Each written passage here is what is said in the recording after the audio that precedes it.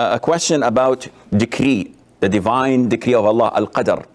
And the Prophet ﷺ prohibited us to debate or argue about Al-Qadr. Imam Ahmad says Al-Qadr is the knowledge of Allah Azza wa Jal, which means that we cannot go deep into it.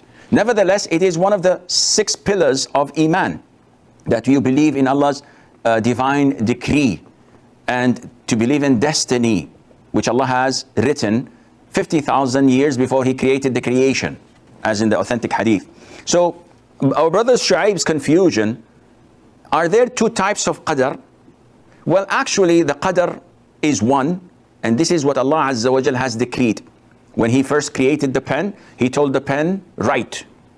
So the pen said, what should I write? Allah told the pen to write the decree of everything until the day of judgment.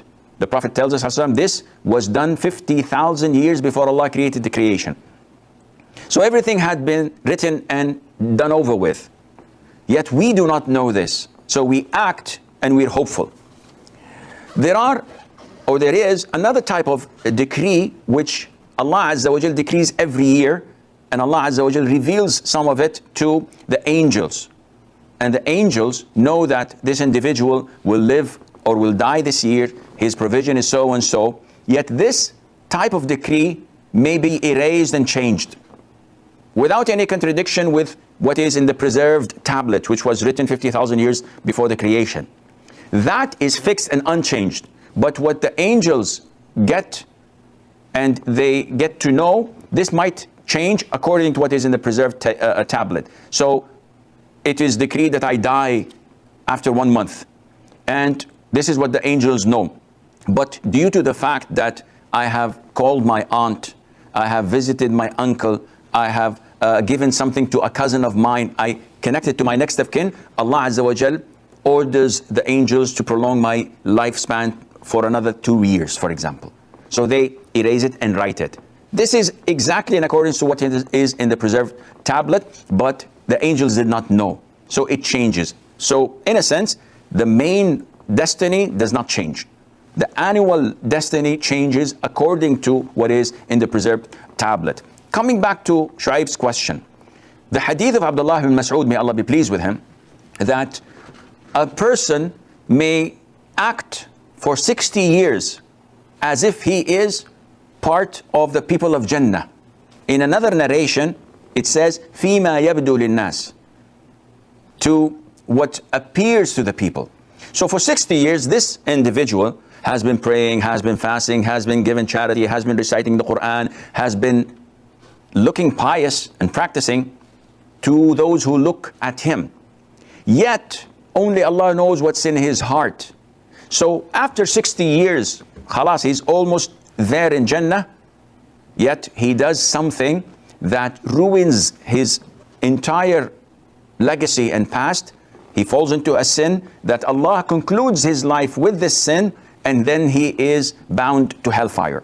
And the opposite is true. Someone who is reckless, he's not practicing, he does not do anything related to Islam that is good, and is sinful. 60 years. And all of a sudden, just before he dies, Allah guides his heart to do something good, to repent, to feel remorseful. And he dies. He goes straight to paradise. There is no injustice in it. I seek refuge in Allah Azza wa Jal from attributing such a thing to Him. Allah is fair and just. However, Allah judges our hearts. Those who act in a way that we see it in front of us may act differently to what is in their hearts. And this is what Allah judges them with, what's in their heart. That's why hypocrites come to the Prophet ﷺ, say, we believe that you are the messenger of Allah, and Allah knows that you are the messenger of Allah, but Allah knows and testifies that they are lying. So there is no contradiction, inshallah.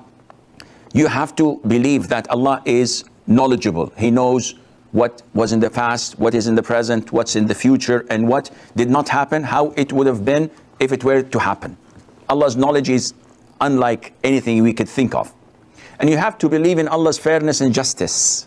And Allah Azza wa Jal does not treat anyone unfairly or unjustly. And thirdly, you have to believe that Allah owns the whole universe that we see and that we do not see.